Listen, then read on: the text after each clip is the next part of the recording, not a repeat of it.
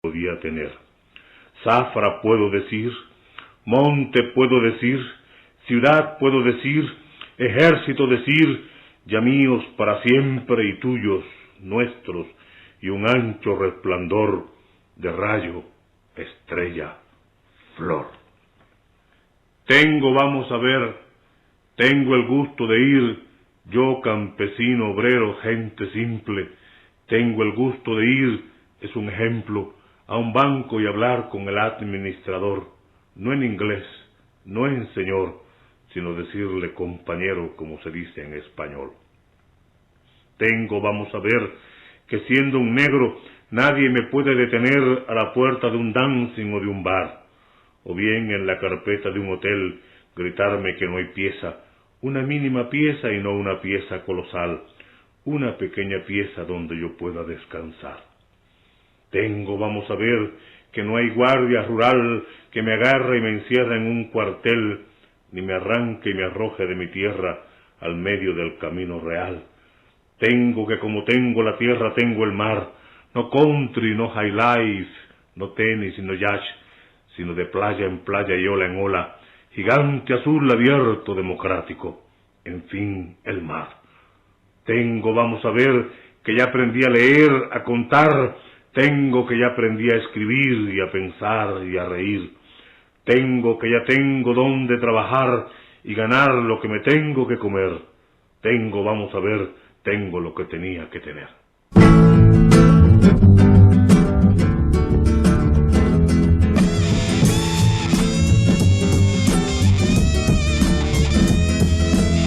Del amor estamos hablando, por amor estamos haciendo, por amor se está hasta matando, para por amor seguir trabajando.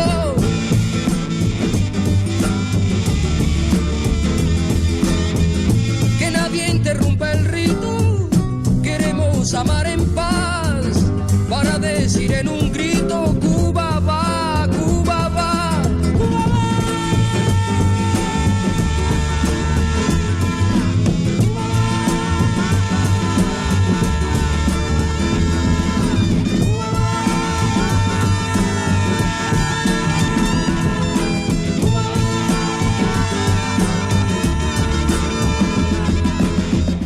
Quiero abrir mi voz al mundo, que llegue al último confín, de norte a sur y de este a oeste, y que cualquier hombre pueda gritar sus propias esperanzas, sus heridas y su lucha cuando diga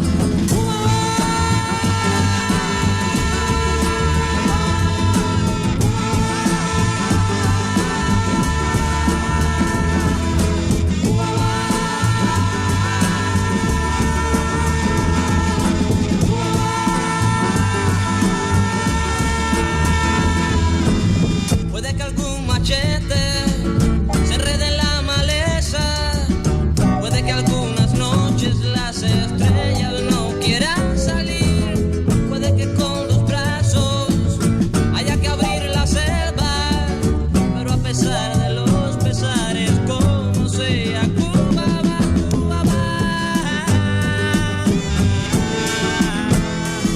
Cuba va.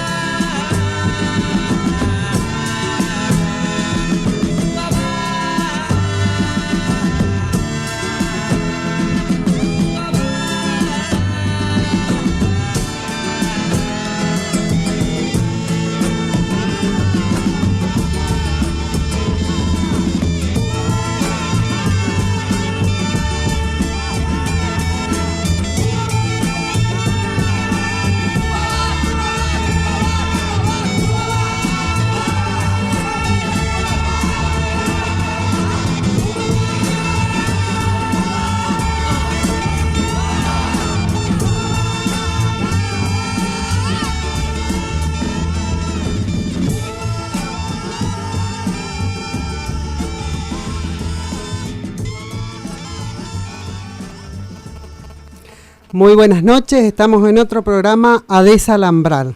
Luego de escuchar a Pablo Milanés y Silvio Rodríguez con Cuba va, y de escuchar ese poema tan hermoso de Nicolás Guillén, Tengo, que reflejaba un poco el sentir después de la revolución, qué significaba para el hombre sencillo la revolución.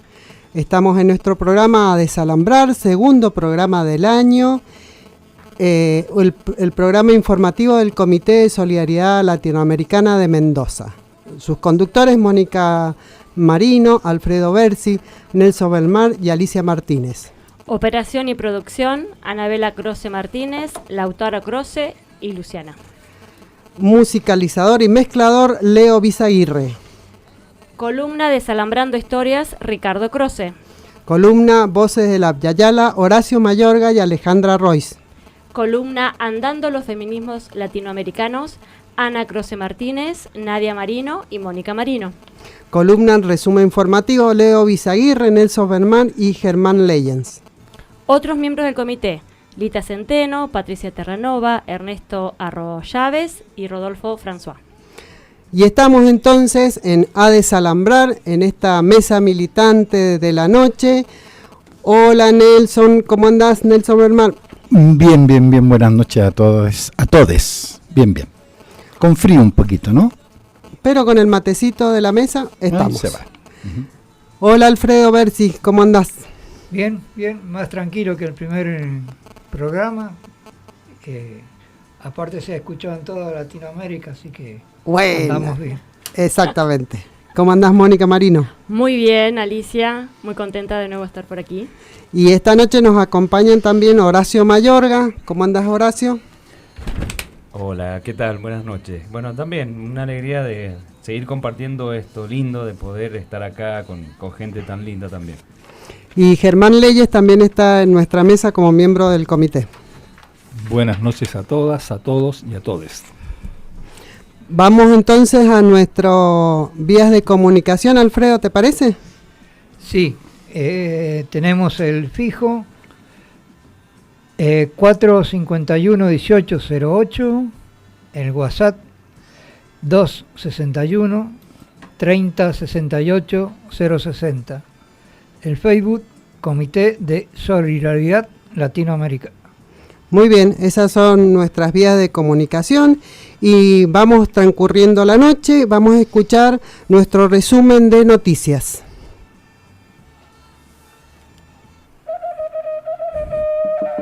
Resumen informativo.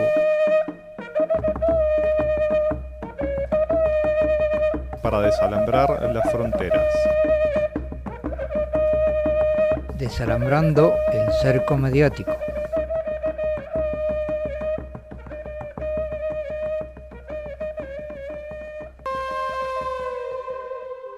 Panorama Latinoamericano de Noticias.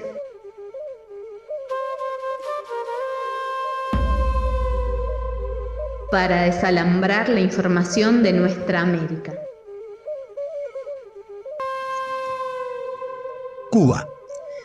El presidente de Cuba, Miguel Díaz-Canel, afirmó que las medidas que adopta Estados Unidos para asfixiar económicamente al país no intimidan al pueblo y gobierno cubanos. Así lo anunció a través de su cuenta de la red social Twitter. En su mensaje subrayó que las cubanas y cubanos siempre defenderemos nuestra soberanía e independencia frente al imperio. Es un legado de nuestra historia que asumimos. Díaz-Canel opinó que la ley Helms-Burton, aplicada por Estados Unidos, es para destruir la revolución, al tiempo que agradece la independencia y la dignidad de la isla. Venezuela. Las medidas impuestas por el gobierno de Estados Unidos a Venezuela alcanzan hoy su máxima expresión en el mercado financiero internacional para obstaculizar el acceso a la importación de bienes básicos destinados a la sociedad. Al respecto, el canciller venezolano Jorge Arriaza denunció en recientes declaraciones que el cerco contradice el derecho internacional y la Carta de las Naciones Unidas. De acuerdo con un balance ofrecido por el Ministerio, el bloqueo contra Venezuela provoca el incremento de costos por comisiones bancarias, el cierre de cuentas del Estado y la ilegal apropiación de recursos en dólares y otras monedas por gobiernos extranjeros, cifra que alcanza a más de 4.000 millones de dólares.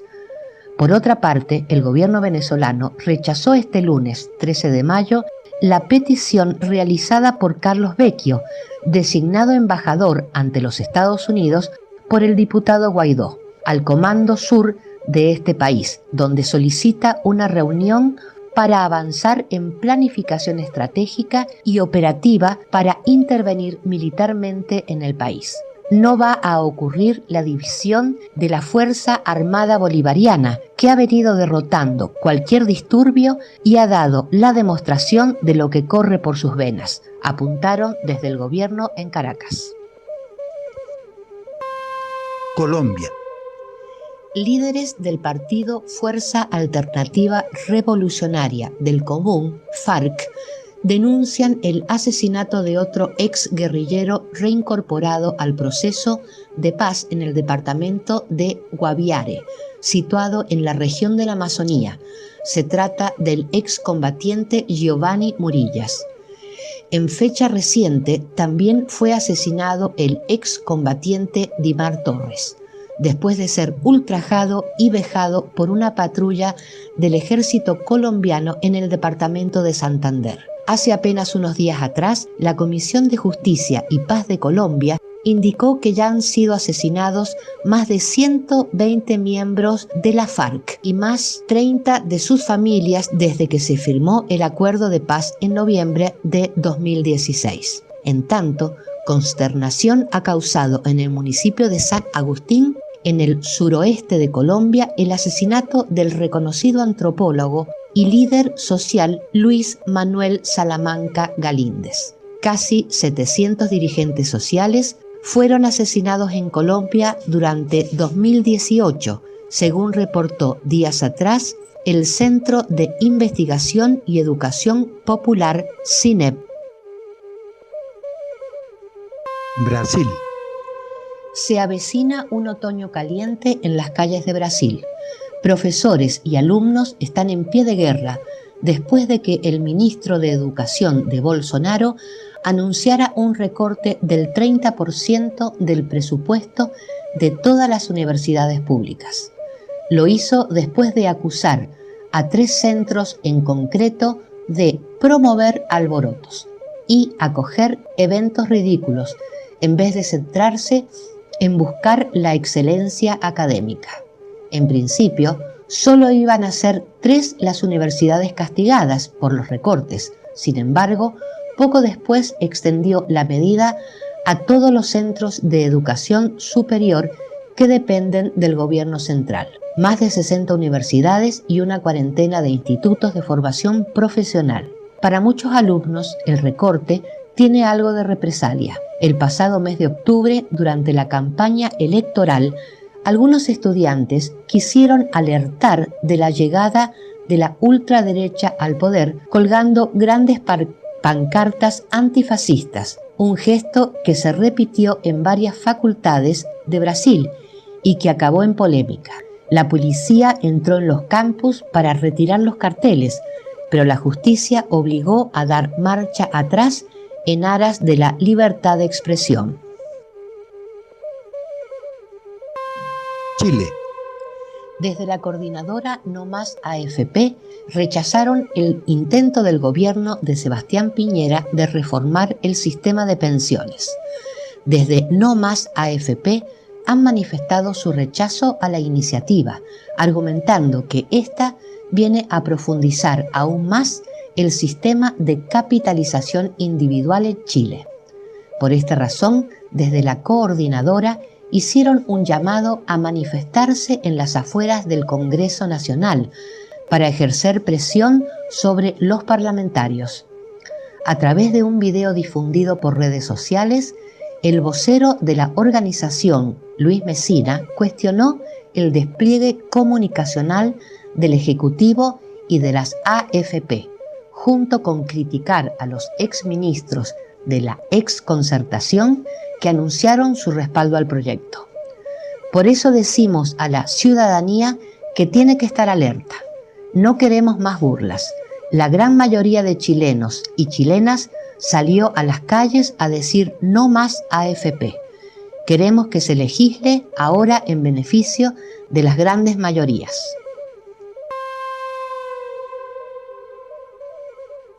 Fuentes: Prensa Latina, Telesur, Nodal, Resumen Latinoamericano.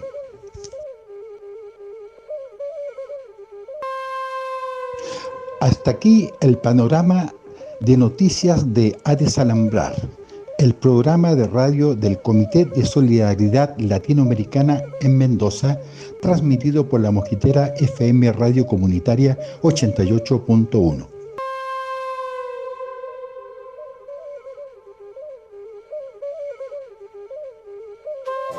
Estás escuchando La Mosquitera.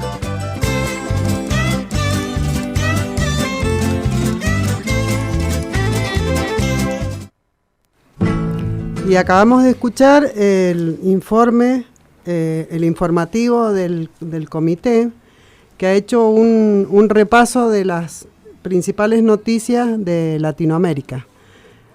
Y estamos en esta mesa justamente, vamos a comentar, a analizar algunas de esas noticias. Yo diría que represión y ajuste en la región es lo que estamos viviendo. Esta mañana leía que no estamos frente al neoliberalismo, sino vivimos en él. Esto, ¿no? La misma receta para toda Latinoamérica. Brasil con el recorte del 30% de las universidades. Chile con este proyecto de ajustar el tema de las AFP, que se llaman en Chile. En Colombia, la represión después del tratado de paz con las FARC. En Venezuela, el cerco económico otra vez y Cuba otra vez afectada. Fijémonos que es lo mismo para todos los países, todos aquellos que intentan o osan sacar la cabeza de este esquema, represión y ajuste. Son las dos recetas para nuestros países, para nuestra patria grande. Sí, ese es el clima que se viene viviendo, pero me parece que se empieza a percibirse una reacción más organizada, más permanente y más contundente de parte de los sectores populares. Es lo que hemos visto en Brasil, por ejemplo, con las movilizaciones masivas contra este ajuste del presupuesto educativo que afecta especialmente a las universidades, lo que estamos viendo en Perú con el paro nacional agrario contra estos tratados de libre comercio que ha firmado Perú y que permite la importación sin impuestos de productos agrícolas. Lo que estamos viendo en Colombia con la reacción de organismos de derechos humanos y muchos sectores sociales afectados por las decenas de crímenes que se han producido este año de dirigentes sociales. Y este lunes en Chile, por ejemplo, se rechazó en las comisiones parlamentarias respectivas tanto el proyecto de ajuste de las pensiones para enriquecer aún más a la AFP, fue rechazado, así que tienen que volver a presentarlo. Y también se rechazó un proyecto que afectaba el sector educativo, que el gobierno le llama de admisión justa, pero en realidad era incrementar el carácter elitista que tiene la educación chilena. Así que, y lo otro importante que me parece como una señal es que ha resucitado la CGT y ayer, a nivel nacional en Argentina. Se despertó. Claro. Entonces ha convocado un paro para el 29 de mayo, paro sin movilización, paro dominguero, como les gusta a ellos. Así que, pero paro al fin. Eso significa varias cosas. Una de ellas es que hay muchas ratas que están abandonando el barco. El Titanic, en que han transformado el país el gobierno de Macri y sus aliados. También es significativo en esto que Cornejo haya llamado a conformar una alianza tan amplia que llama a los sectores peronistas y deja fuera. Y que esta noche, disculpame Germán, esta noche, hace pocas horas atrás, Cornejo ya dice de que Macri no necesariamente tiene que ser el candidato, digamos. Claro. Ya. Claro. Lo vienen anunciando. Sí, que hay varias señales y en esto la convocatoria al paro de la CGT es significativo y es importante. Me parece que también es importante señalar las sucesivas derrotas que ha sufrido el imperio y sus aliados en Venezuela. El fracaso de todas sus maniobras golpistas hasta ahora. Me parece que es muy importante, así que creo que se va percibiendo de a poco una reactivación de los sectores populares y su lucha contra este sistema neoliberal que es el que nos está ajustando y reprimiendo permanentemente. Uh-huh. Yo quería señalar nomás, como una noticia también última, la administración Trump en Estados Unidos ha decretado la suspensión de todos los vuelos ida y vuelta con Venezuela. Ya una medida del Ministerio de Transporte norteamericano. Ya no hay vuelos, digamos, entre Venezuela y Estados Unidos, ya como manera de ir apretando. Y lo otro que yo quería señalar nomás es que si estamos viviendo la etapa neoliberal del capitalismo, digamos, ¿no? Insisto en eso porque por ahí, o sea, no habría neoliberalismo sin capitalismo, y acá el sistema, el que abriga, digamos, el que tiene las raíces bien metidas, es el capitalismo, un sistema, ¿ya? Es una forma, digamos, carnívora, por supuesto, depredadora total, pero es una expresión más de este sistema, ¿no? ¿Podríamos hablar, vos, Germán, Nelson, que son más estudiosos del tema, de nuevas formas del neoliberalismo, de cómo se está presentando en América Latina? Sí, me parece que hay varios países de América Latina donde este neoliberalismo viene mezclado con cierta dosis de fascismo. Gobiernos de ultraderecha que son muy neoliberales en el aspecto económico hasta cierto punto, pero bueno, esa es su consigna, el liberalismo a ultranza en el aspecto económico, pero son bastante autoritarios y antiliberales en el aspecto político, cultural. Entonces es una mezcla muy rara son muy retrógrados en lo que hace lo cultural, homofóbicos, xenófobos, discriminatorios. Como que es una constante en toda Latinoamérica, claro, ¿no? Eso se está dando como una constante, y es el peligro de que si no se articula de parte de los sectores populares y los sectores progresistas una alternativa que contenga realmente una propuesta de cambio real para nuestras sociedades, y que eso tenga incidencia dentro de las masas, sea realmente estas propuestas medio fascistoides las que recojan la rabia de la gente contra este sistema por todas las injusticias que contiene. Entonces no proponen ningún cambio de fondo, pero sí pretenden canalizar la protesta popular a través de su propuesta retrógrada. Bien. Bueno, siendo las 21:30 y después de haber escuchado estos elementos nuevos de análisis que tenemos sobre la mesa, nos vamos a ir a un tema musical y vamos a entrar con nuestra querida Cuba.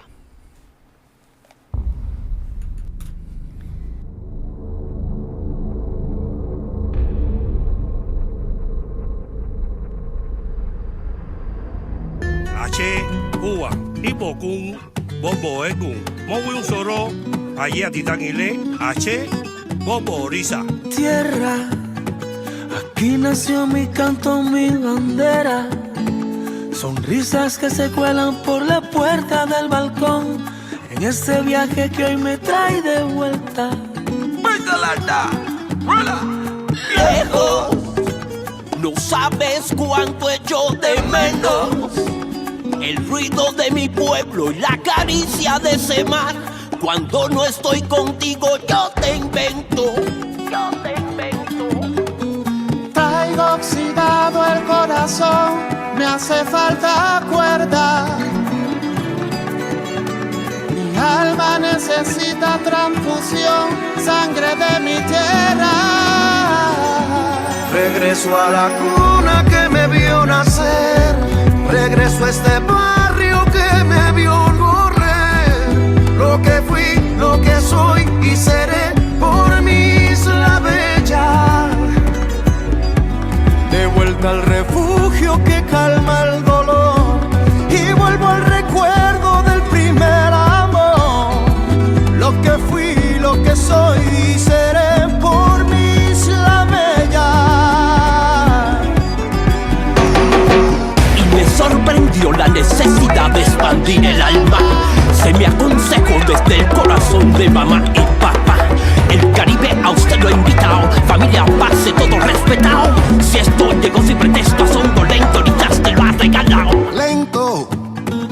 Las marcas van contándome que el tiempo es como un pasajero que se sube a tu vagón y anuncia que la vida es un momento.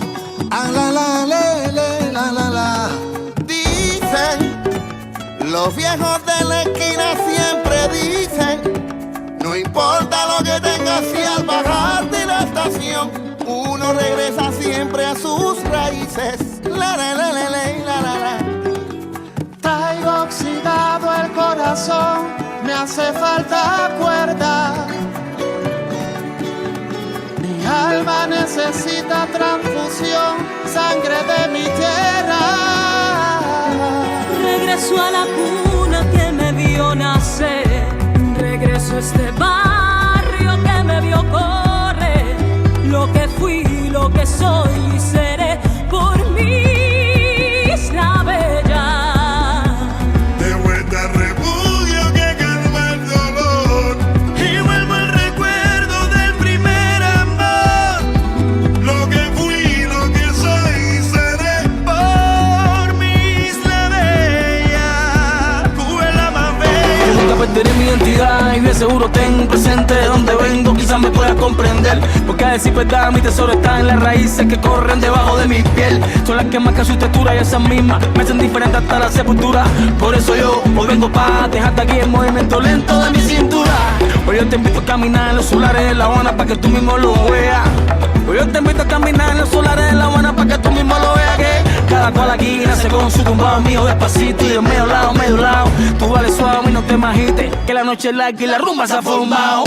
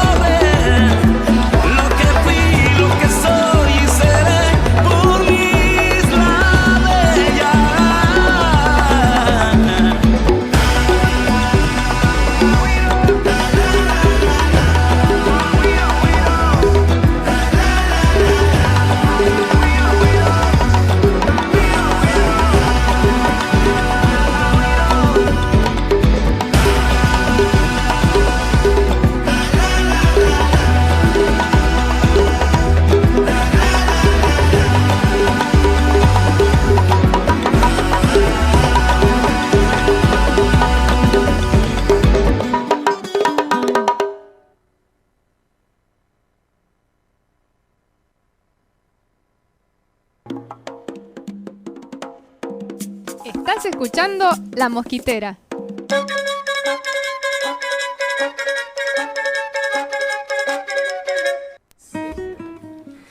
Acabamos de escuchar Cuba Isla Bella de Orillas. Y bueno, vamos a agradecer a Alicia Requian, que fue nuestra voz en el noticiero del comité a desalambrar. Bueno, empezamos con esta linda música de Isla Bella. Nos vamos a adentrar en Cuba. Imaginemos Cuba, sus playas, su calor y la gente heroica que tiene. Recordemos que esta Isla Bella se independizó de España en 1898 después de 50 años de lucha. Fue uno de los países que tuvo la lucha de independencia más sangrienta. Entre 40.000 y 70.000 civiles murieron luchando. Como Estados Unidos lo ayuda en esta independencia, tuvo un costo que pagar, por supuesto, que fue la enmienda Platt. ¿Qué es la enmienda Platt? Cuando en 1899 se inicia la ocupación de Cuba por Estados Unidos a través de una intervención de un gobierno interventor, Estados Unidos pone la enmienda Platt, que es una enmienda del Congreso norteamericano con la que Estados Unidos se otorga el derecho de intervenir en los asuntos interiores de la isla cuando ella lo crea conveniente. Estamos hablando 1901, ya de allá. Ya desde el siglo pasado. Y entonces la disyuntiva para los cubanos fue o la tener una república con esta enmienda o continuar con la ocupación norteamericana. En 1902 nace así la República Cubana, tutelada por los Estados Unidos, con un hombre que se llamaba Palma como el primer presidente. Pasan los años, Fulgencio Batista asalta el poder el 10 de marzo de 1952 a través de un golpe militar, empobreció el país, lo endeudó. Realmente en esos tiempos Cuba era el garito de Estados Unidos, el patio trasero donde estaban los cabarets. Podemos hablar mucho de cómo crece la mafia durante ese tiempo. Y en 1956, en diciembre, llegan a las Playas Coloradas cerca de 82 expedicionarios al mando de Fidel Castro. Tras asaltos, ataques, represión, huelga general y la lucha clandestina de Frank Pais, derrotan al gobierno militar de Batista, que huye del país, y el 1 de enero del año 1959 triunfa la revolución en Cuba con el presidente Manuel Urrutia. Ya en mayo del 59, Fidel Castro firma la reforma agraria, la reforma urbana, se hacen expropiaciones, nacionalizaciones, se ataca la mafia norteamericana. 1961, el presidente Eisenhower, norteamericano, corta las relaciones diplomáticas entre Estados Unidos y Cuba. Y el 17 de abril de 1961 se produjo la gran invasión de la Bahía de Cochinos, Playa Girón, que fue derrotada por los cubanos. Esto no se lo perdonan a los cubanos y se produce este bloqueo de décadas que ya se genera en esa época, que se mantiene hasta nuestros días. Hoy, la ley Helms-Burton endurece ese bloqueo, ya que le permite a los privados cubanos expropiados en la revolución accionar en la justicia norteamericana y solicitar indemnizaciones correspondientes a esas expropiaciones que son millonarias. En eso estamos ahora, en la gran lucha del imperio, otra vez asediando a Cuba, pero para eso nos vamos a detener en la etapa histórica de Fidel.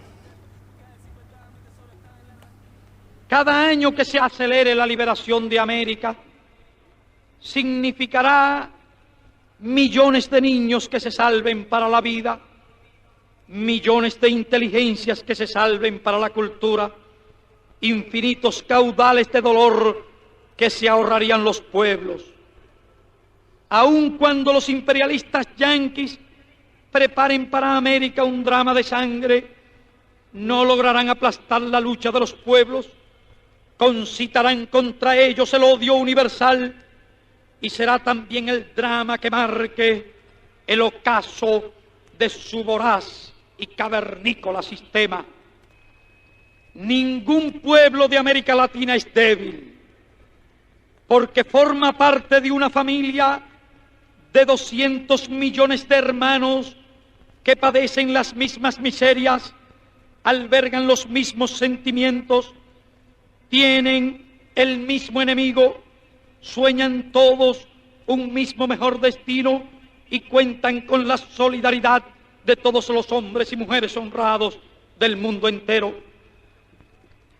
Con lo grande que fue la epopeya de la independencia de América Latina, con lo heroica que fue aquella lucha, a la generación de latinoamericanos de hoy les ha tocado una epopeya mayor y más decisiva todavía para la humanidad, porque aquella lucha fue para librarse del poder colonial español, de una España decadente, invadida por los ejércitos de Napoleón.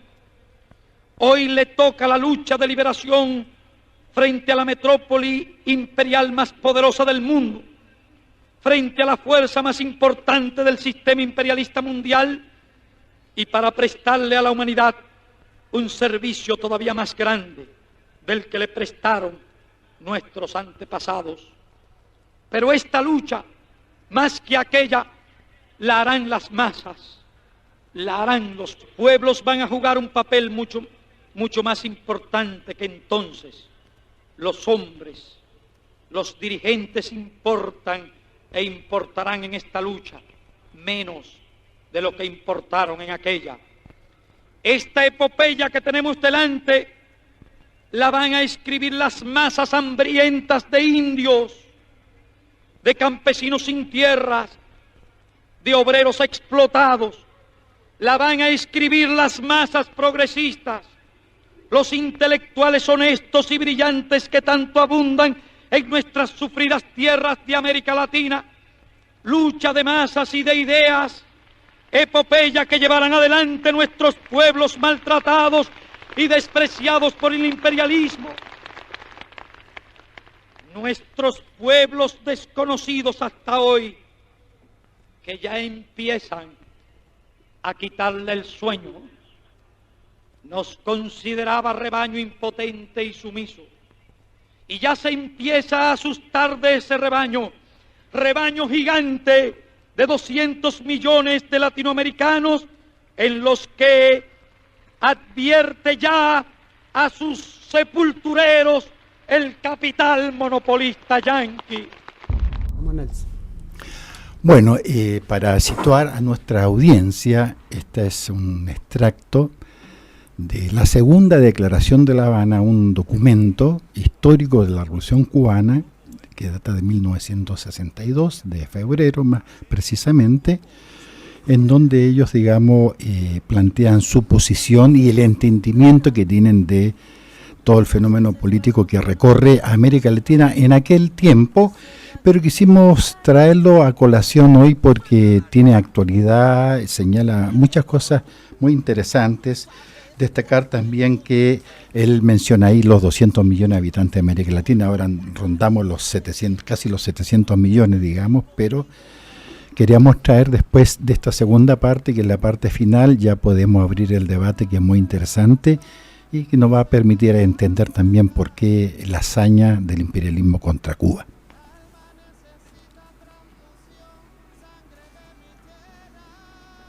Desde los albores de la independencia, sus destinos han sido los mismos: indios, gauchos, mestizos, zambos, cuarterones, blancos sin bienes ni rentas. Toda esa masa humana que se formó en las filas de la patria que nunca disfrutó, que cayó por millones, que fue despedazada, que ganó la independencia de sus metrópolis para la burguesía, esa que fue desterrada de los repartos, siguió ocupando el último escalón de los beneficios sociales, siguió muriendo de hambre, de enfermedades curables, de desatención, porque para ella nunca alcanzaron los bienes salvadores, el simple pan, la cama de un hospital, la medicina que salva, la mano que ayuda. Pero la hora de su reivindicación, la hora que ella misma se ha elegido, la vienen señalando con precisión ahora también de un extremo a otro del continente. Ahora, esta masa anónima, esta América de color sombría, taciturna, que canta en todo el continente con una misma tristeza y desengaño, ahora esta masa es la que empieza a entrar definitivamente en su propia historia, la empieza a escribir con su sangre, la empieza a sufrir y a morir, porque ahora, por los campos y las montañas de América, por las faldas de sus sierras, por sus llanuras y sus selvas, entre la soledad o en el tráfico de las ciudades o en las costas de los grandes océanos y ríos, se empieza a estremecer este mundo lleno de razones, con los puños calientes de deseos de morir por lo suyo, de conquistar sus derechos, casi 500 años burlados por unos y por otros. Ahora sí, la historia tendrá que contar con los pobres de América, con los explotados y vilipendiados de América Latina, que han decidido empezar a escribir ellos mismos para siempre su historia.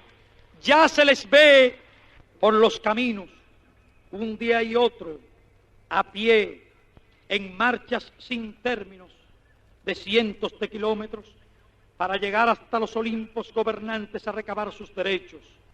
Ya se les ve armados de piedras, de palos, de machetes, de un lado y otro, cada día ocupando las tierras, fincando sus garfios en la tierra que les pertenece y defendiéndola con su vida.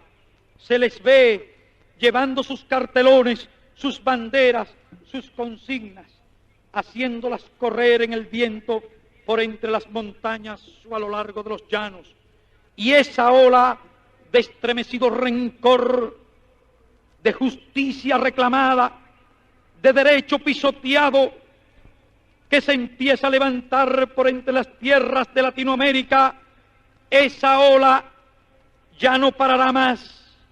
Esa ola irá creciendo cada día que pase, porque esa ola la forman los mayoritarios en todos los aspectos, los que acumulan con su trabajo las riquezas, crean los valores, hacen andar las ruedas de la historia y que ahora despiertan del largo sueño embrutecedor a que los sometieron.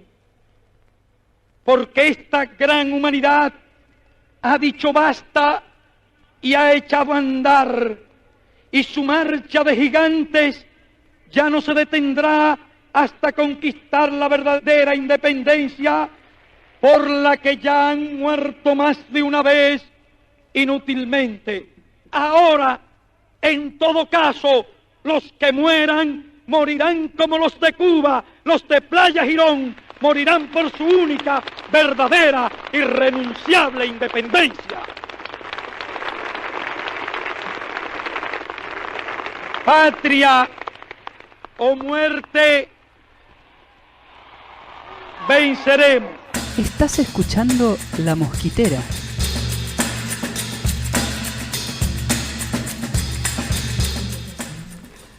Estamos todos emocionados en esta mesa después de escuchar a Fidel Castro Ruz. Ningún pueblo de América Latina es débil frente a la fuerza imperial más poderosa del mundo, decía, ¿no? Sí, cuánta cosa, ¿no? Y por ahí destacar que independientemente de los avances y retrocesos, esa como ilustrar, digamos, lo que pasaba en ese momento con la genialidad de Fidel y la genialidad de la Revolución Cubana, destacar que con avances y retrocesos, esa ola que él menciona, de una u otra manera está, con las piedras como en el paro agrario en Perú, con las movilizaciones del pueblo cubano, el pueblo venezolano, con las movilizaciones del pueblo chileno, o sea, con diferentes expresiones, formas, pero sigue. Y gracias a eso, y porque hay esa continuidad, esa porfía, podemos, digamos, hablar de tantas cosas hoy, ¿no? Entre otras cosas, derechos humanos, libertades, etcétera, etcétera. Yo creo que ese es el valor y la fuerza, ¿no?, que pide, porque todo lo que muestra la Revolución Cubana es de mucha fuerza, de mucha creatividad, mucha resistencia. Y ya nos vamos a adentrar en breve momento en cosas más históricas, ¿no?, para entender sobre todo la hazaña imperialista contra Cuba. Sí, pienso que en este momento, por la situación de América, se vuelve a ver, digamos, otra vez el recordar lo de los misiles en Cuba, porque está nuevamente Rusia apoyando el gobierno de Venezuela, está China y está el imperio, que evidentemente con el empleado que han puesto como supuesto presidente interino, él ya está pidiendo la intervención armada. Entonces la crisis de los misiles se vuelve a repetir en mi opinión nuevamente. Sí, yo quería destacar algunas cosas en el discurso que escuchamos de Fidel.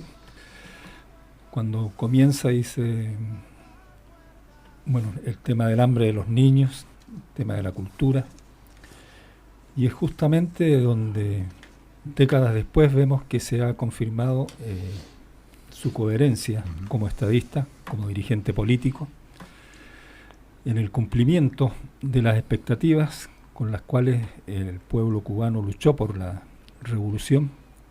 Recordemos de que este discurso es del 62. Del año 62. Después pensemos todo lo que pasó en Cuba, todo lo ¿no? que ha sufrido, todo el bloqueo, todos los intentos de asesinato de Fidel. No, pero toda la garantía de derechos, el tema de la educación cubana, la salud. Eso es lo que quería destacar, que hoy Cuba tiene la tasa más baja de mortalidad infantil, tiene la tasa más alta de alfabetismo, de alfabetización. Su sistema educativo ha sido reconocido por la UNICEF y otros organismos subversivos internacionales como la de mejor nivel. Entonces es increíble la calidad de Fidel como dirigente, y que bueno, no se puede comparar con ninguno otro de los que hoy vive, pero también su capacidad para construir con el pueblo el proceso revolucionario, porque si no, no hubiera resistido los embates del imperialismo. Si ha resistido ha sido porque el pueblo ha estado en su gran mayoría organizado y muy consciente de todos los desafíos que implicaba llevar adelante ese proceso.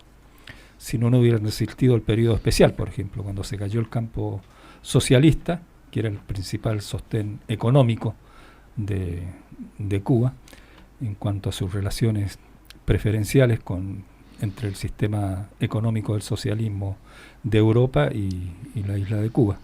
Pero a pesar de eso, a pesar de que tuvieron que andar con los micros tirados por caballos y con apagones permanentes, a pesar de eso el proceso revolucionario siguió adelante. Entonces me parece que la fortaleza en la organización popular, en la conciencia popular y en la capacidad dirigente de la dirigencia política cubana, está la clave para entender por qué ha persistido y por qué todavía hoy sigue siendo un faro en el camino de aquellos que pretenden transformar la realidad. Yo agregaría eso que dice Germán, también la fuerza de la historia de Cuba, porque para entender la revolución cubana, su resistencia, su capacidad creadora, digamos, hay que remontarse a la historia. No hay otra expresión de independencia y de libertad verdadera si no es en Cuba, si no es con la Revolución Cubana. La Revolución Cubana expresa el proceso histórico de construcción de constitución de la nación cubana y de la resolución de sus problemas nacionales. Eso es la Revolución Cubana, no es una moda, un fenómeno que pasó producto de, las tendencias, las encuestas. No, hay una raíz histórica, digamos, que sostiene este proceso. No, y que se convierte después Cuba en el faro donde miramos todos los latinoamericanos que queremos independencia, que queremos libertad, que queremos autonomía. Podemos decir que hoy Venezuela está resistiendo de manera similar a lo que ustedes estaban históricamente comentando en relación a Cuba, ¿no? Sí, bueno, para esto vamos a escuchar una entrevista a Ricardo Alarcón de Quesada, que es un escritor y diplomático político cubano, doctor en Filosofía y Letras, que fue presidente de la Asamblea Nacional del Poder Popular de Cuba entre el 93 y el 2013, y miembro del Buró Político del Partido Comunista de Cuba desde el 80 hasta el 2013. Él... Ahí nos están mirando, nos fusilaron con la mirada, Alicia, te digo, la productora música.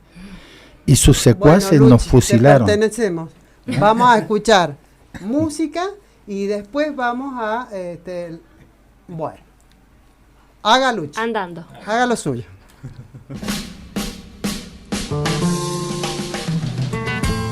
Un hombre se levanta temprano en la mañana, se pone la camisa y sale a la ventana.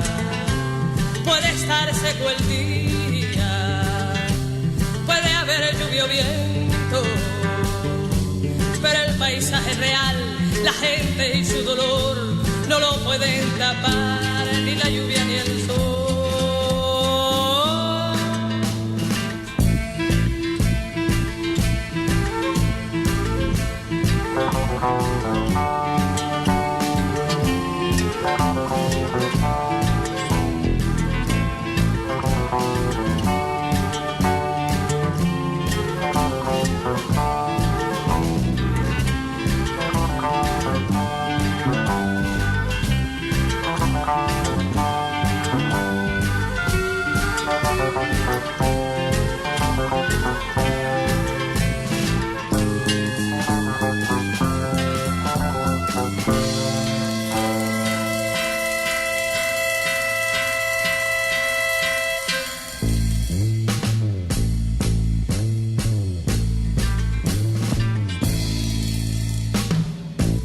Una vez descubierta esta verdad sencilla, o se sube a la calle o se baja a la silla, o se ama para siempre o ya se pierde todo. Se deja de jugar, se deja de mentir, se aprende que matar es ansias de vivir.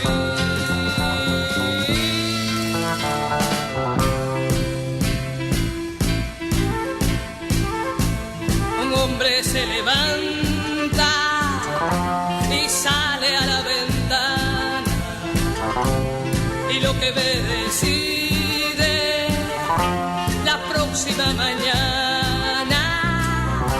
Un hombre simplemente sale a mirar el día y se deja quemar con ese resplandor y decide a salir a perseguir el sol.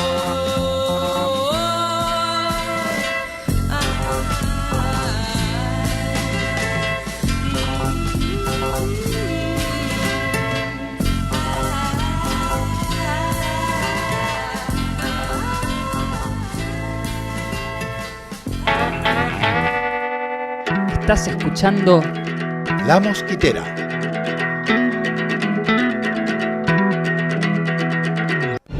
Porque luchamos por ella. Porque la conseguimos. Aquí el espacio publicitario.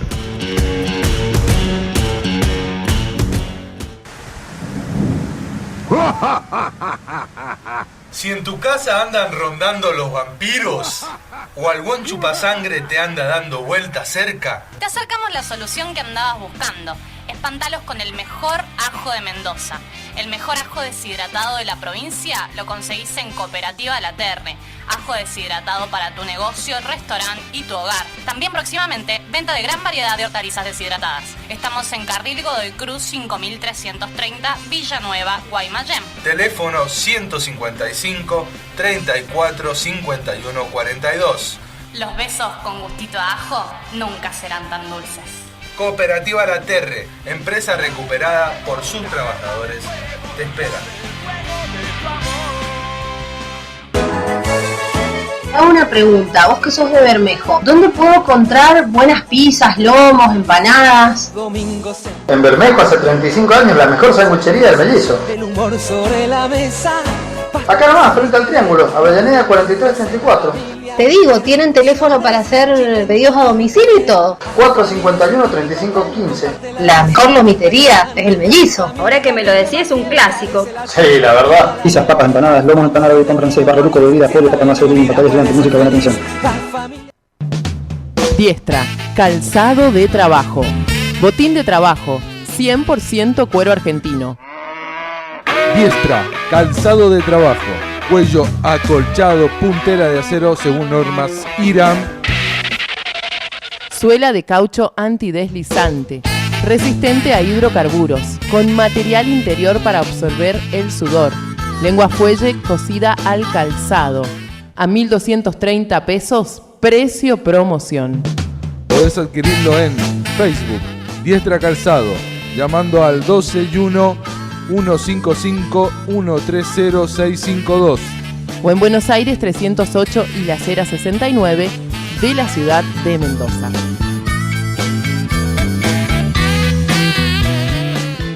Señores pasajeros, tengan ustedes muy buenos días. Señorita, con el permiso de ustedes los voy a molestar un minuto con la cuestión. La Mosquitera, servicio de difusión popular. Publicita con nosotros, radio, revista, web. Vende, unite a La Mosquitera Medio Comunitario.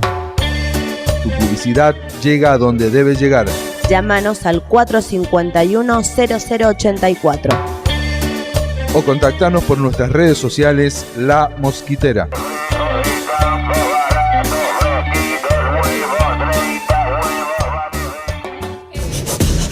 Porque no todo se compra.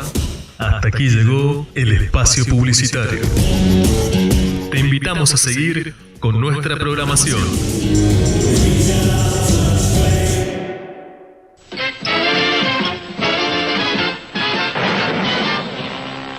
Después de 15 años juntos, Sala de Maestros tiene el placer de presentar noticias, comentarios, debate, humor, análisis, micrófono abierto. Sábados, 10 horas. Sala de Maestros.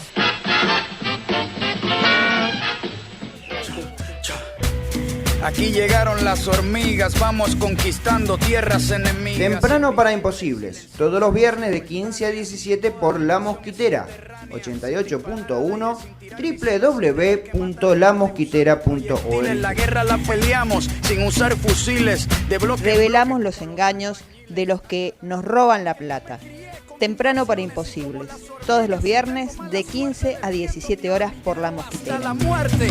De llamar al pueblo mexicano todo a luchar hasta conquistar la verdadera independencia. ¡Y amigos míos!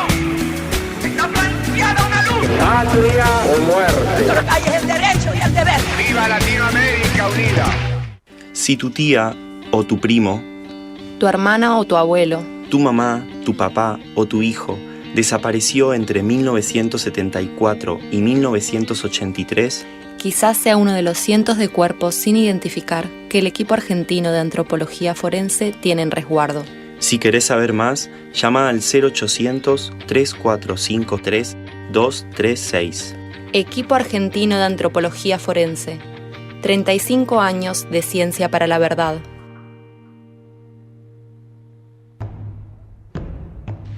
La Iglesia dice, el cuerpo es una culpa. La ciencia dice, el cuerpo es una máquina. La publicidad dice, el cuerpo es un negocio. Y el cuerpo dice, yo soy una fiesta. Ventana sobre el cuerpo, Eduardo Galeano. La Mosquitera. A desalambrar. Un programa del Comité de Solidaridad Latinoamericana del Mendoza. Para ensanchar los caminos de la liberación de nuestra América. Todos los miércoles de 21 a 23 horas.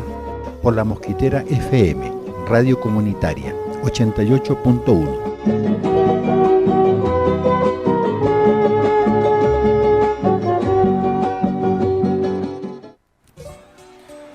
Acabamos de escuchar el tema Un hombre se levanta de Silvio Rodríguez.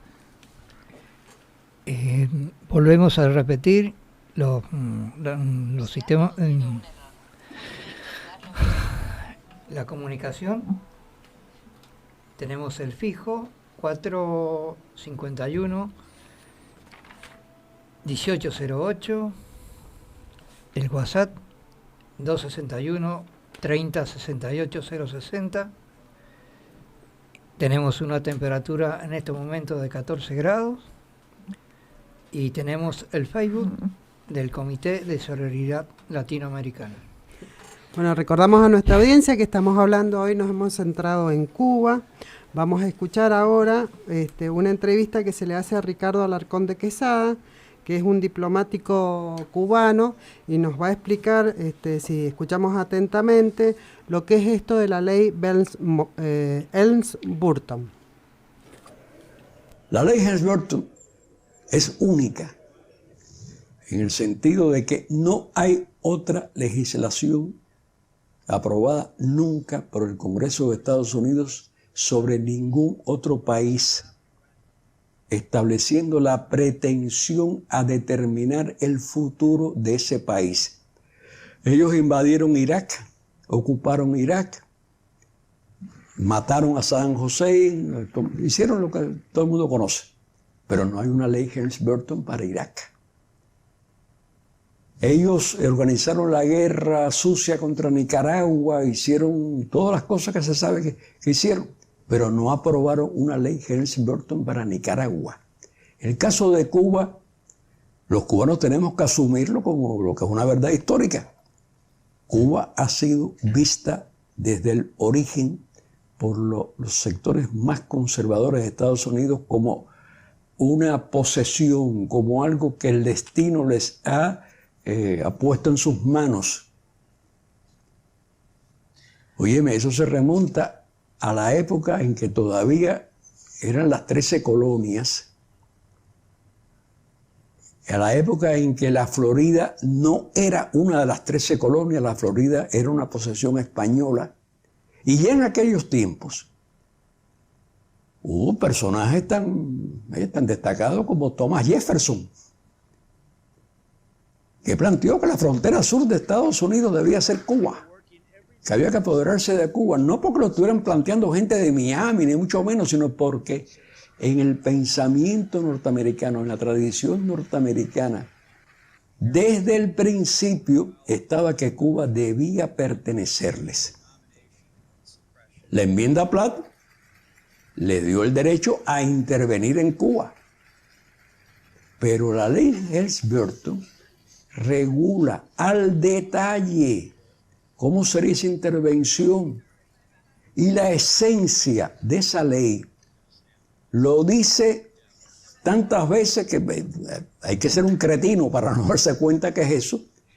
La clave de todo es devolverles a los antiguos propietarios las propiedades que les fueron nacionalizadas o que pasaron al poder del Estado cubano el 1 de enero de 1959 o después. El 1 de enero de 1959, ningún inversionista norteamericano salió huyendo de Cuba. El 1 de enero de 1959, ningún empresario extranjero abandonó el país. Los que abandonaron el país fueron los batistianos, la crápula, lo peor de la sociedad cubana, que desde entonces ha estado soñando con lograr que el Estado norteamericano se convierta en su instrumento para devolverles la Cuba de ayer, como les gusta decir. Eso es la ley Helms-Burton. Ahora bien, han existido muchas administraciones desde la firma de la ley hacia el presente.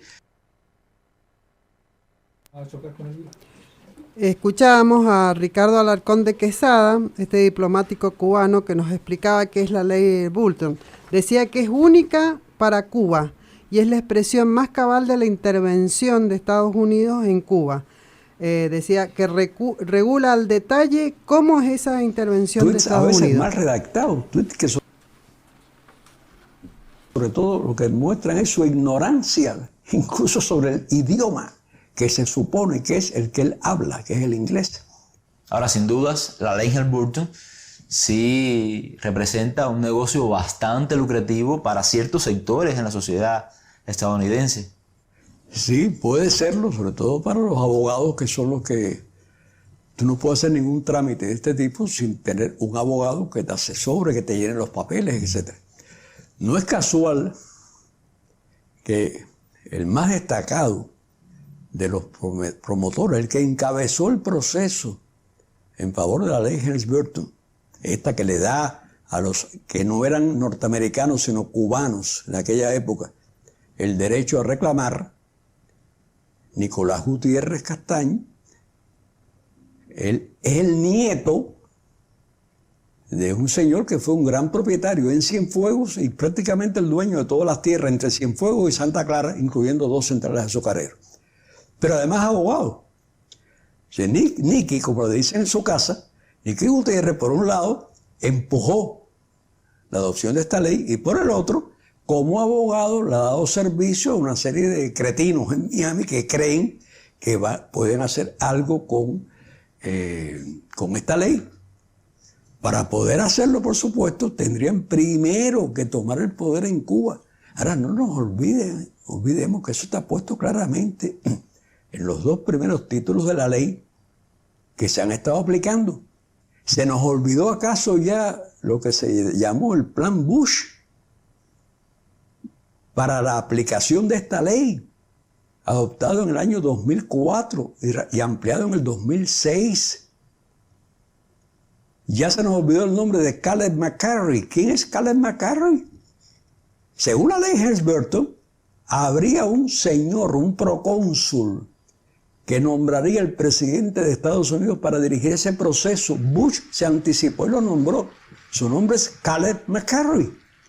Yo no conozco que haya habido un acuerdo del Congreso anulando el plan Bush. Son como 500 páginas, mi amigo, que detalla todo este proceso. ¿Cómo van a tomar posesión de la economía cubana? Con un consejo asesor norteamericano. ¿Cómo van a organizar el sistema político? Van a desmantelar las Fuerzas Armadas, el MININ, a disolver los comités de defensa de la revolución, que son unos cuantos, implican unas cuantas personas en este país.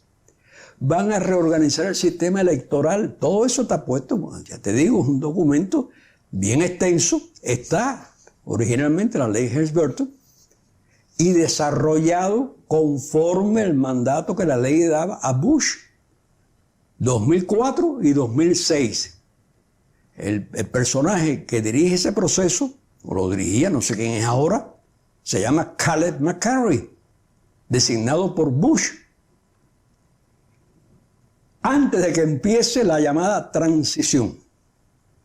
Vendría la transición y vendría un momento después de la transición que se hubiera avanzado en el proceso de devolución y además de transformación de Cuba, de deshacer a Cuba y convertirla en una posesión norteamericana, que el presidente finalmente llega, el que esté entonces en Estados Unidos, definiría a Cuba como un país democrático.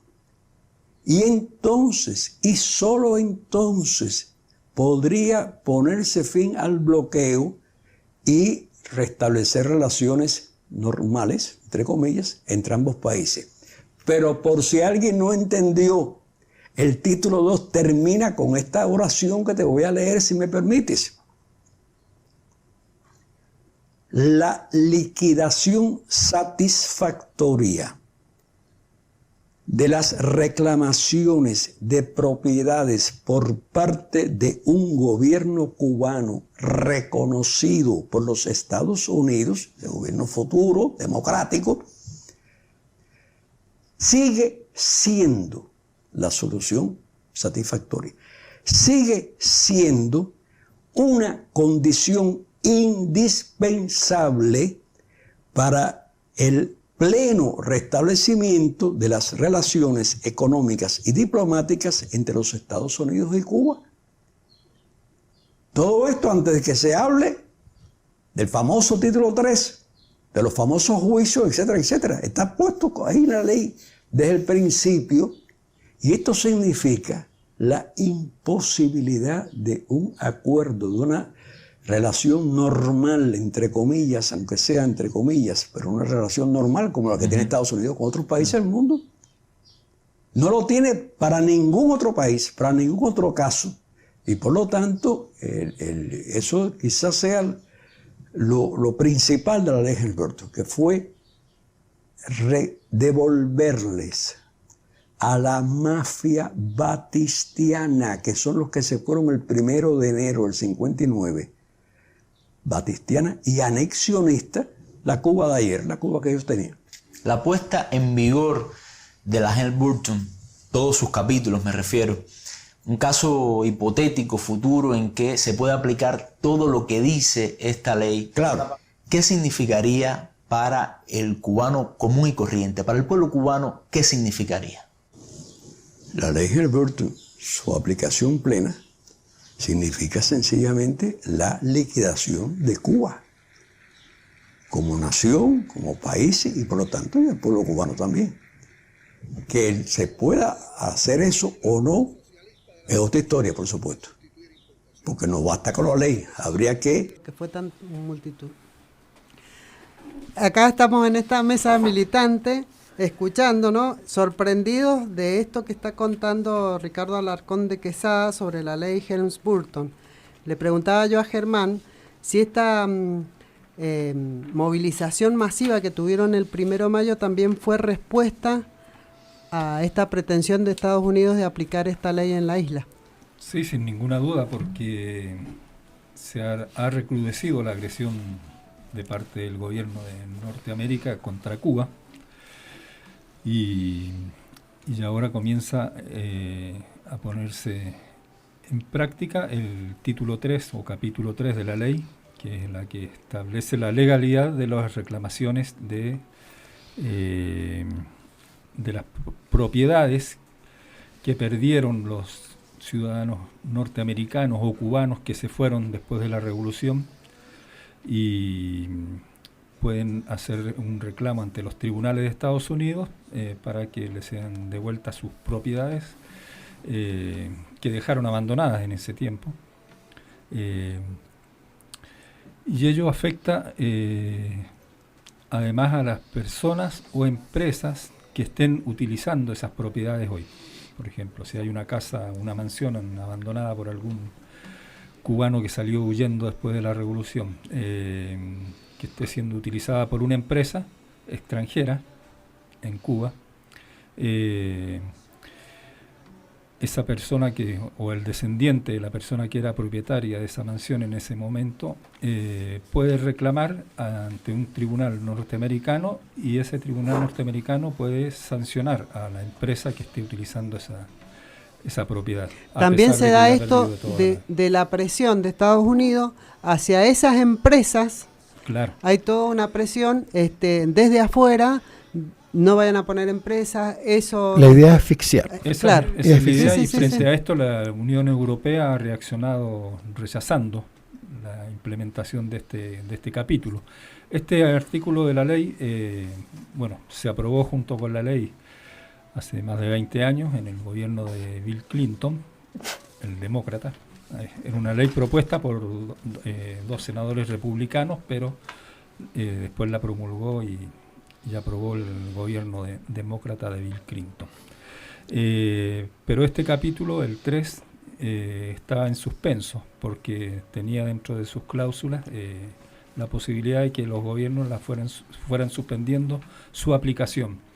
En realidad era el arma que tenían reservada para apretar más todavía al gobierno de Cuba.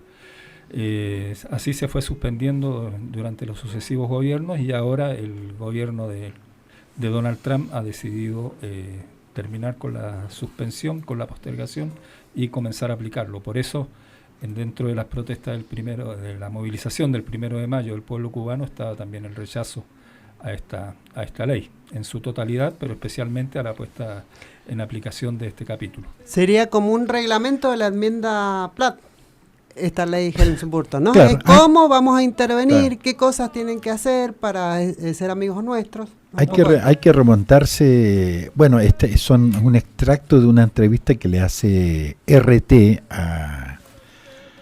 al ex canciller Ricardo Alarcón.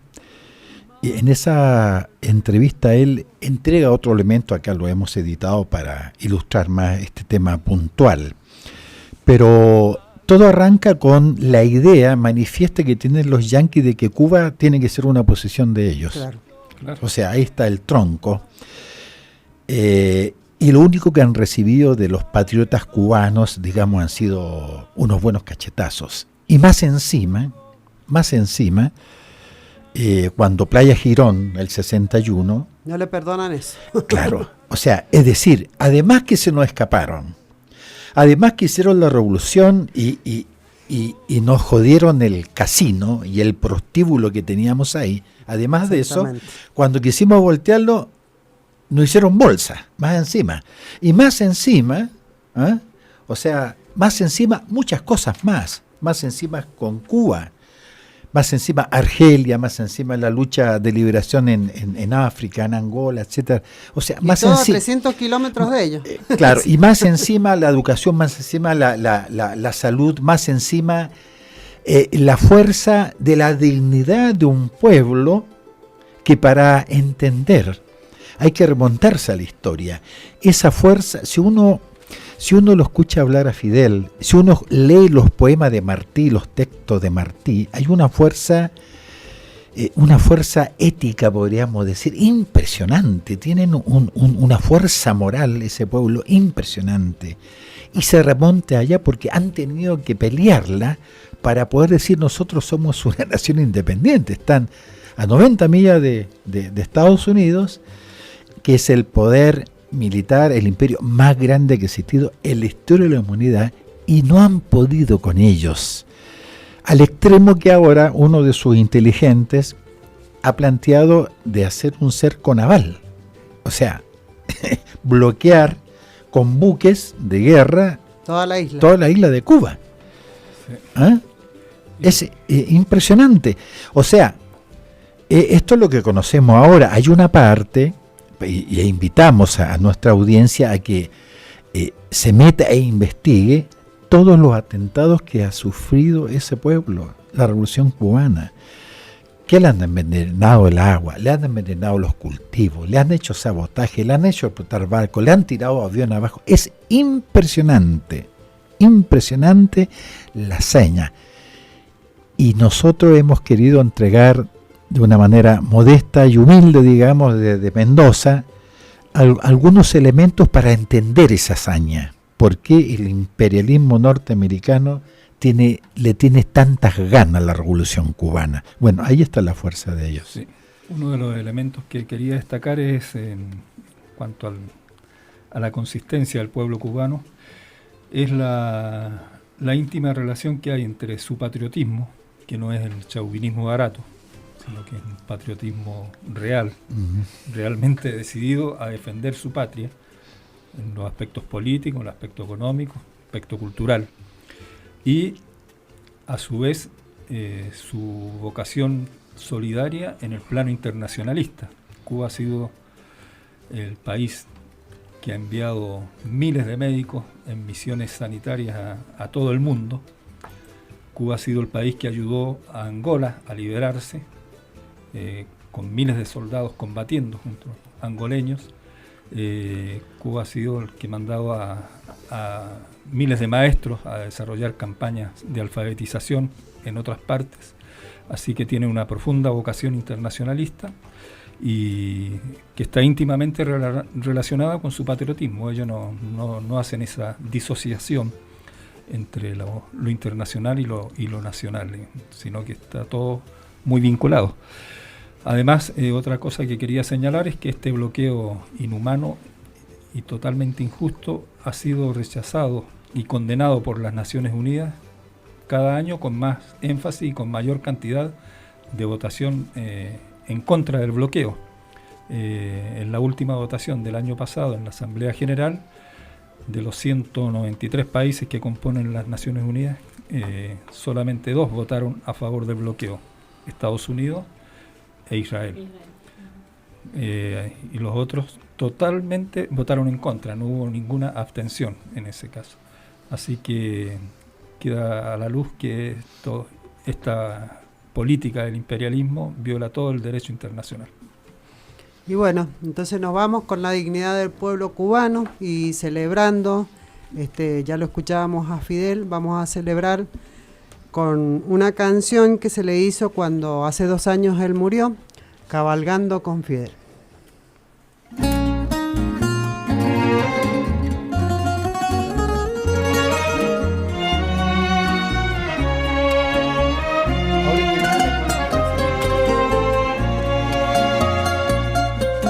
Dicen que en la plaza en estos días se les ha visto cabalgar a Camilo y a Martí, y delante de la caravana, lentamente sin jinete, un caballo para ti. Vuelven las heridas que nos sanan de los hombres y mujeres que no te dejaremos ir. Hoy el corazón nos late afuera y tu pueblo, aunque le duela, no te quiere despedir. Hombre, los agradecidos te acompañan. ¿Cómo anhelaremos tus hazañas? Ni la muerte cree que se apoderó de ti. Hombre, aprendimos a saberte eterno, así como lo vi Jesucristo. No hay un solo altar sin una luz por ti.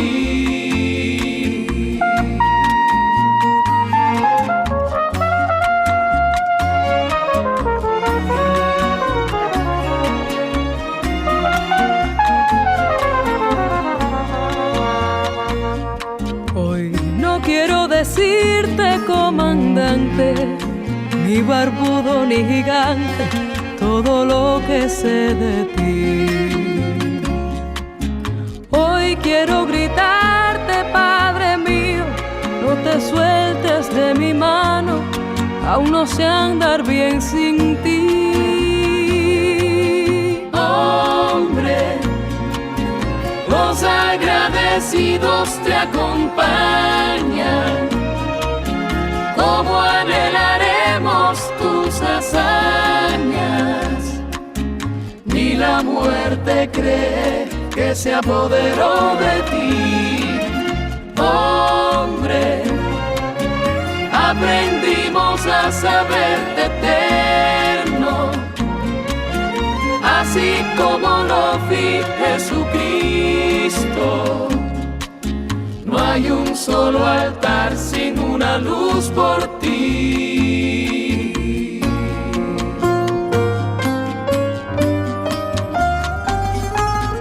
Hombre, los agradecidos te acompañan. ¿Cómo anhelaremos tus hazañas? Ni la muerte cree que se apoderó de ti.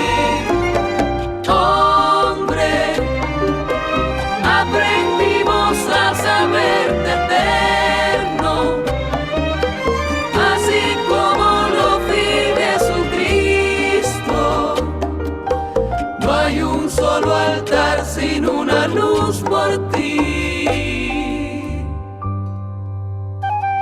Dicen que en la plaza esta mañana ya no caben más corceles llegando de otro confín. Una multitud desesperada de héroes de espaldas aladas que se han dado cita aquí. Y delante de la caravana, lentamente sin jinete, un caballo para ti.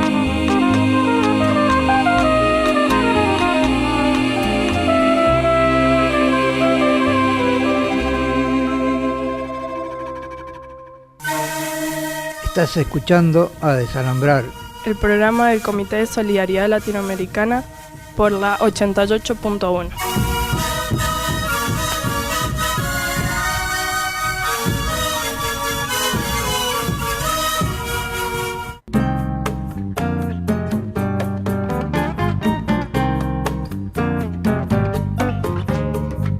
Andando los feminismos latinoamericanos para desalambrar la sociedad patriarcal de la patria grande. Mujer, si te han crecido las ideas, de ti van a decir cosas muy feas.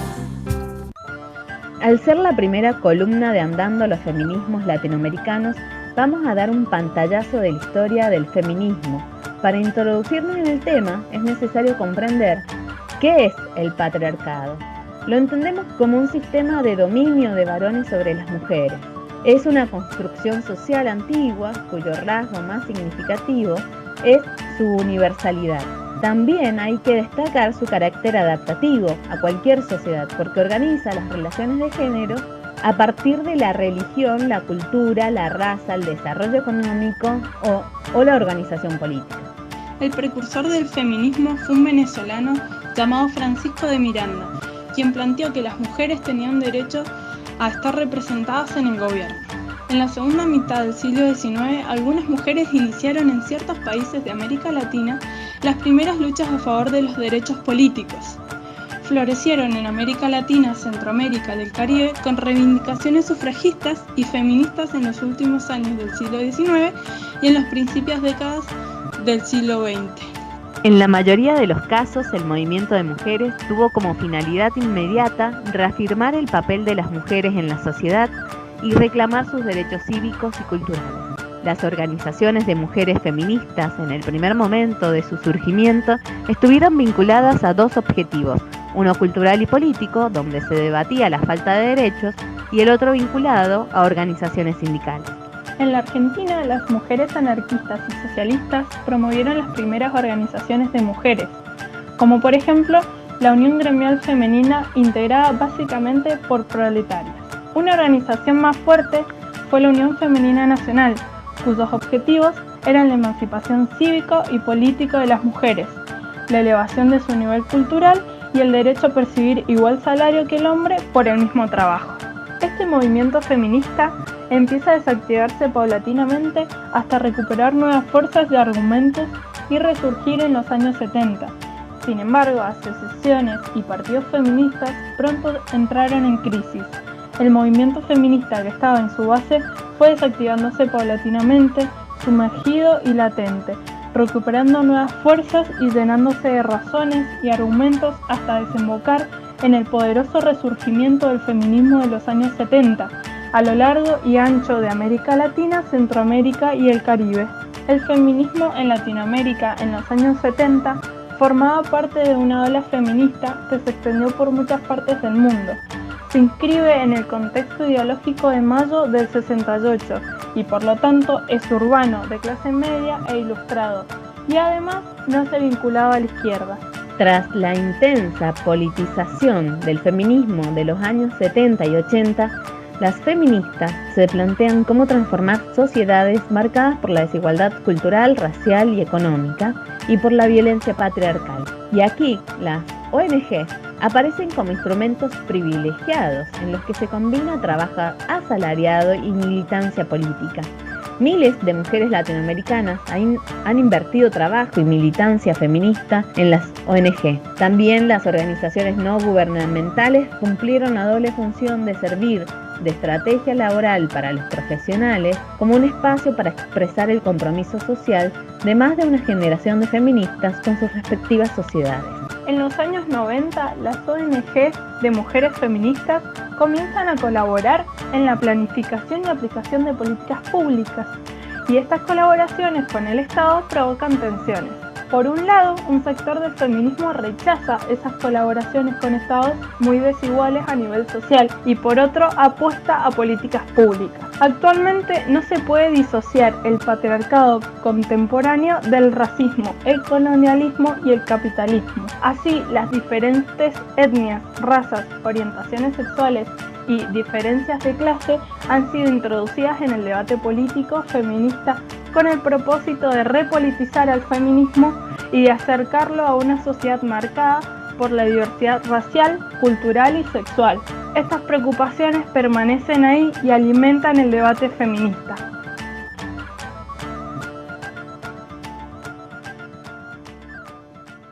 Estás escuchando La Mosquitera.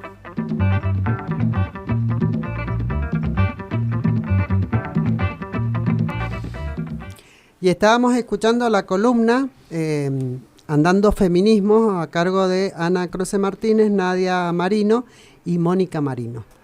hablando justamente de la historia del feminismo, y ellas decían, es una construcción social. Así es. Justamente cuando hablamos de patriarcado, estamos hablando de un sistema opresor de los hombres hacia las mujeres, como bien lo definimos en la columna, ¿no? Y en la columna mencionamos también el tema de la universalidad, ¿no? Porque el patriarcado es universal, y si tenemos en cuenta a Rita Segato, ella nos dice que el mito de Adán y Eva es universal y se encuentra en todas las culturas. Esta cuestión, a veces no como Adán y Eva, pero... No como Adán y Eva, sino como otros mitos, con otras historias, pero que habla justamente de una desobediencia de Eva y un disciplinamiento por parte de Adán. A mí me gustaría mencionar dos cosas. Bueno, esto que es un sistema opresor, por un lado, el patriarcado, y que el feminismo es un movimiento social internacionalista. Como hecho histórico, porque si bien existió el patriarcado históricamente, no lo era con la violencia que hoy padecemos. Como hecho histórico, el colonialismo, ¿no? El 1492, donde algunos teóricos como Quijano, como Dulce, establecen la colonial modernidad, y como consecuencia del genocidio en América, en nuestra América. Por otro lado, en Europa estaba ocurriendo la caza de brujas, ¿no?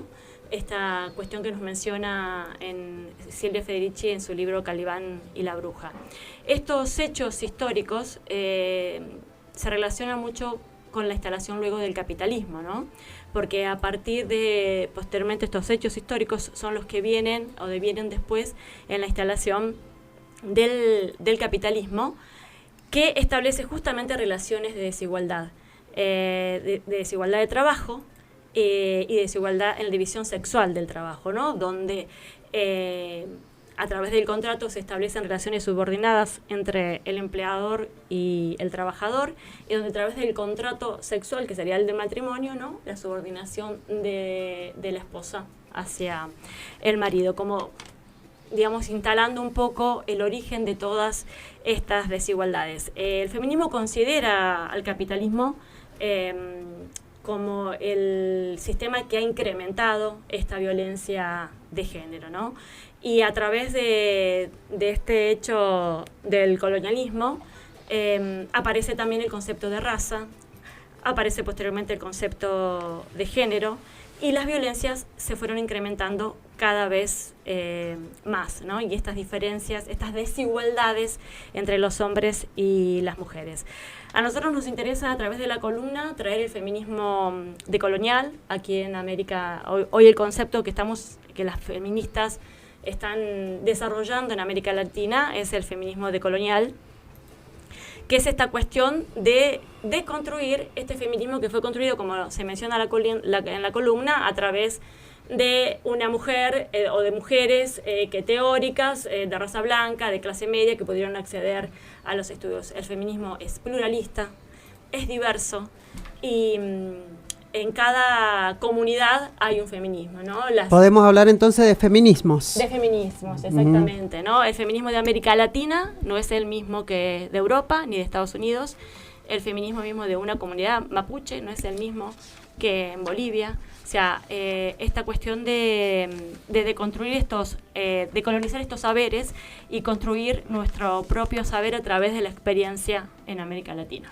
¿Y hoy qué pasa en el feminismo, o estos feminismos, cómo se atraviesan en nuestra provincia? Sí, exactamente, así es. Esta violencia, ¿no?, que ejercen los hombres sobre las mujeres, que responden, si traemos un poquito a Rita Segato, a un mandato de masculinidad, que habría que un poco, ¿no?, interiorizarse e indagarlo, si los hombres quieren deconstruir su patriarcado, ¿no?, su machismo.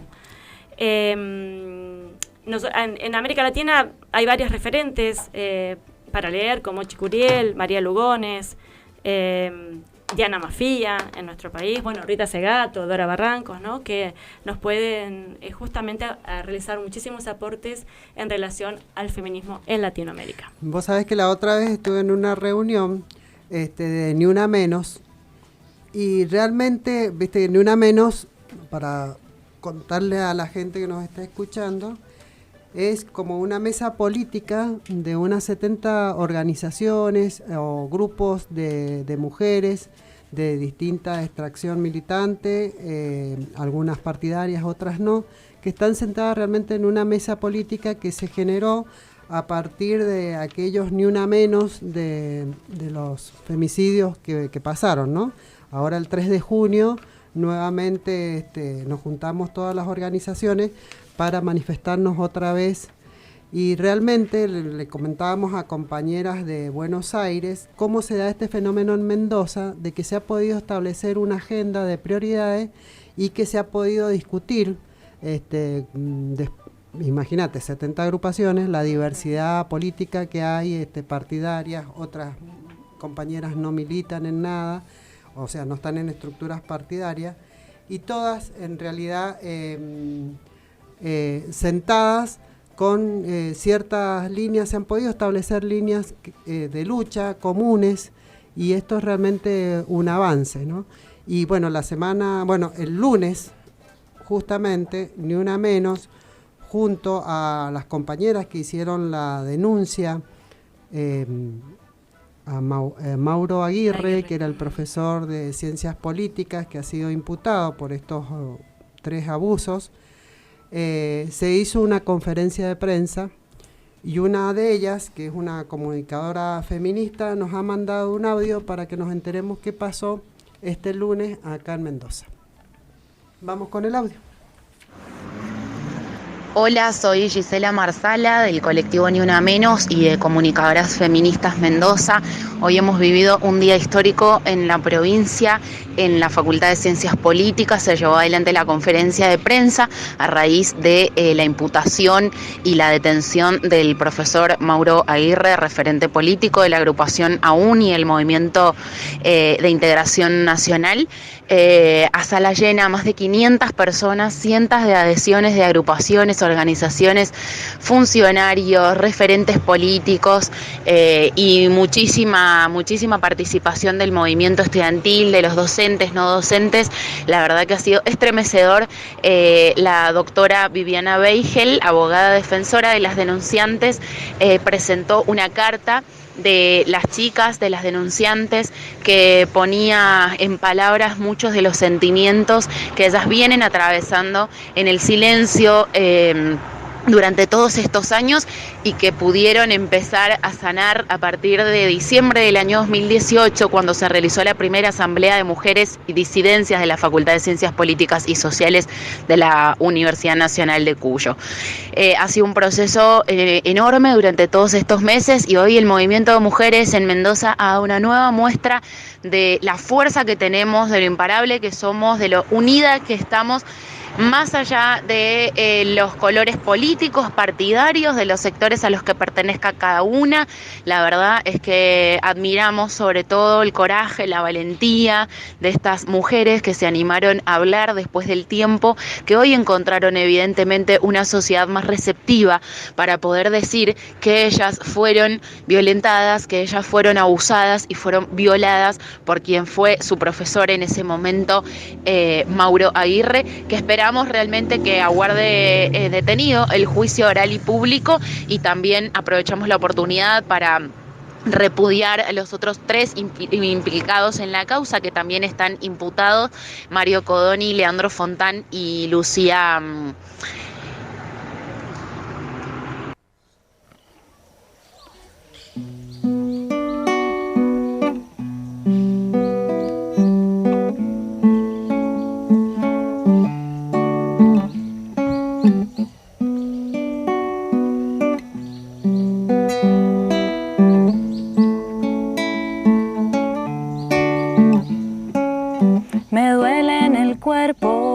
ser ya tantas menos. La bronca me brota por fuera, la rabia me ahoga por dentro. No quiero quedarme callada, aunque el silencio insiste. Al patriarcado le convengo, temerosa y triste. Basta de matarnos, no somos objetos, no son propietarios de nuestros cuerpos. Nos creen inferiores, siento su desprecio. Piensan que pueden ponernos un precio, nos tratan de putas, de brujas, de locas, nos violan. nos echan la culpa, nos quieren hacer callar la boca. Me duele que sea una cada 20 horas, me duele porque esa una somos todas. Duele que te creas macho y poderoso y que confundas el amor con el acoso. Me duele pero más me fortalece que me quieras callar, me hace gritar. Parece que estamos surgiendo de abajo, una fuerza ancestral se multiplica y crece. Hay que encontrarse, reconocerse. Nos queremos vivas, nos queremos fuertes. Hay que encontrarse, reconocerse. Nos queremos vivas, nos queremos fuertes. Me duele en el cuerpo ser ya tantas menos. La bronca me brota por fuera, la rabia me ahoga por dentro. No quiero quedarme callada, aunque el silencio insiste. Al patriarcado le servís atormentada. Triste, basta de matarnos, no somos objetos, no son propietarios de nuestros cuerpos. Nos creen inferiores, siento su desprecio. Piensan que pueden ponernos un precio. Nos tratan de putas, de brujas, de locas. Nos violan, nos echan la culpa, nos quieren hacer callar la boca. Me duele que sea una cada 20 horas, me duele porque esa una somos todas. Duele que te creas macho y poderoso y que confundas el amor con el acoso. Me duele pero más me fortalece que me quieras callar, me hace gritar. Parece que estamos surgiendo de abajo, una fuerza ancestral se multiplica y crece. Hay que encontrarse, reconocerse. Nos queremos vivas, nos queremos fuertes. Hay que encontrarse, reconocerse. Nos queremos vivas, nos queremos fuertes.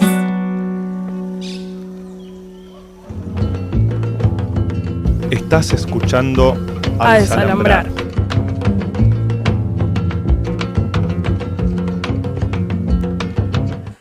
Nos queremos vivas, nos queremos fuertes, decía la canción. Y bueno, vamos llegando al final. Un saludito para Ceci Banco, que nos acaba de mandar un audio, que nos está escuchando. Ahí con la compañera que andamos otros feminismos por otros lados. Llegó el momento de pasar los avisos culturales. ¿Qué tienen para este fin de semana? ¿Nada? ¿Nadie? Este viernes no hay una peña Este viernes en LB8, en Libertador, acá en la calle Rioja, entre Ríos y Buenos Aires, hacemos un círculo sororo con artistas de Mendoza. Va a estar Analía Garcetti, la Sandra Maya, el Pollo Figueroa, Persia, la Sicuri. Y vamos a encontrarnos. La entrada es un alimento no perecedero, o todo lo que ustedes piensen que puede hacer falta en un merendero, porque vamos a estar trabajando solidariamente para el merendero Mamás del Corazón del Algarrobal, que son unas compañeras paisanas de Bolivia, que tienen un merendero bastante precario, pero que le están poniendo el hombro a los chicos de la zona. Entonces este viernes en LB8 a las 20 horas nos juntamos con un alimento no perecedero ahí en Libertador. Vamos a estar gran todas. Compromiso. Sí, sí, sí. Y el domingo hay una obra de teatro en La Lagunita a las 16 horas para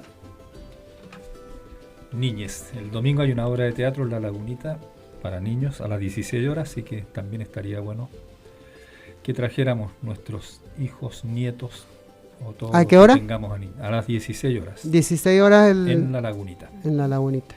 Mañana nos juntamos, la gente militante del Comité de Solidaridad Latinoamericana, ahí en calle Maipú, ¿qué número? 252.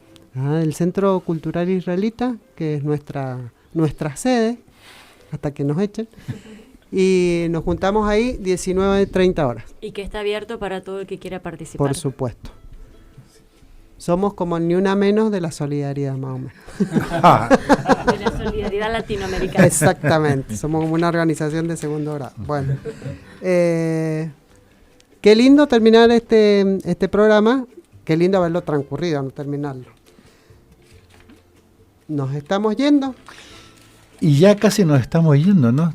Hay mucho material, bueno, pedirle nomás a la audiencia estar muy atento a las noticias, sigue ahí viendo algunos portales, la ofensiva norteamericana contra Cuba, contra Venezuela, estar muy atento a eso, y también atento, digamos, a todo lo que empieza a ocurrir tanto en el país, acá en Argentina, como en otros lados, donde hay movilizaciones varias. Vamos a tratar de ir instalando de una u otra manera a través de nuestro programa lo que está pasando en algunos lugares que son totalmente invisibilizados, digamos. O sea, parece que si yo dijera Colombia, por ahí todos pensaríamos, bueno, hay Cartagena de India, turismo, lindas playas, qué sé yo. En Colombia hay un problema social terrible desde hace mucho tiempo, y esto no tiene que ver solamente con lo que fue la existencia de la guerrilla de las FARC, sino que tiene que ver con el extractivismo, fundamentalmente las megas mineras, etcétera, etcétera, que aliadas con los narcomilitares, los paramilitares, fuerzas del Estado también, digamos, siguen expulsando a campesinos, a comunidades enteras de sus lugares para poder hacer, digamos, lo que le permite el Estado colombiano sin ningún problema, que es la depredación de todos sus bienes comunes allí. Así que vamos a estar atentos.